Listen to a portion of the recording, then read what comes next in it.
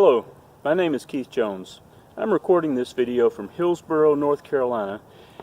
This is the site where the North Carolina leaders who were found guilty of sedition for their role in the Battle of Alamance were hanged.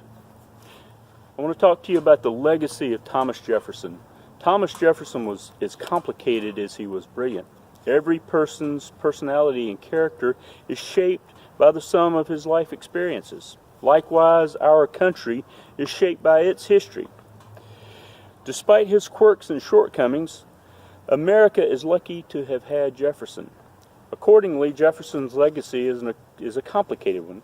On his gravestone, Jefferson wanted three things: author of the Declaration of American Independence, of the Statute of Virginia for Religious Freedom, and father of the University of Virginia. Jefferson himself said that the Declaration of Independence was fundamental act of union of these states. Jefferson and the Declaration had a heavy influence on other documents such as the French Declaration of the Rights of Man and of the Citizen. So in many ways, this writing changed the world beyond American shores. It is well known that Jefferson's religious beliefs were complicated and nuanced. Every extreme tries to claim him in their camp.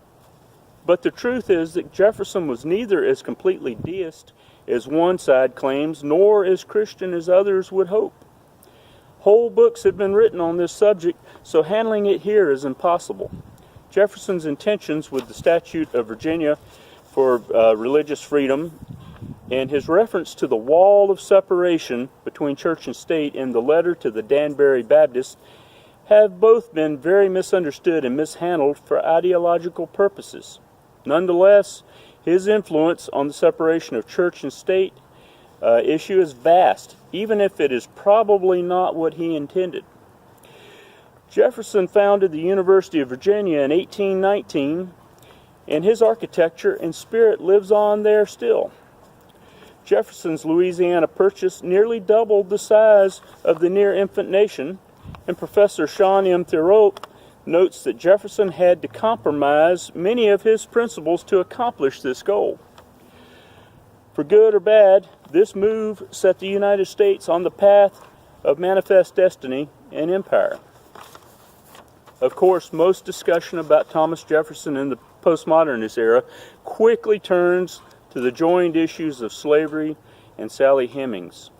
The cognitive dissonance within Jefferson's views of slavery has never been a secret. Every American child has been taught about it from grade school. The paradoxes of his views on national liberty and being a slaveholder have long been a focal point of discussion. What has changed is the modern trend towards discounting every contribution due to this issue. Francis Cogliano wrote of attempts to rename Thomas Jefferson Elementary School in Berkeley, California, as early as 2003. Of course, such efforts have become more numerous and successful since that time.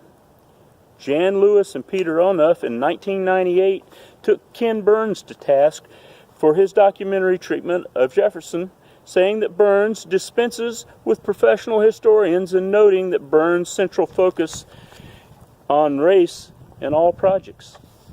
Race is certainly an important issue, but Lewis and Onuff ask, how can historians hold on to the historical Jefferson in the face of such powerful cultural pressures to make him a proxy for all that is right or wrong with America? Is it possible still to historicize him, to situate and understand him within the context of his time? Many people took part in the American Revolution, but there are a handful without whom it is unlikely that the United States would have ever been. Thomas Jefferson is most certainly on that short list.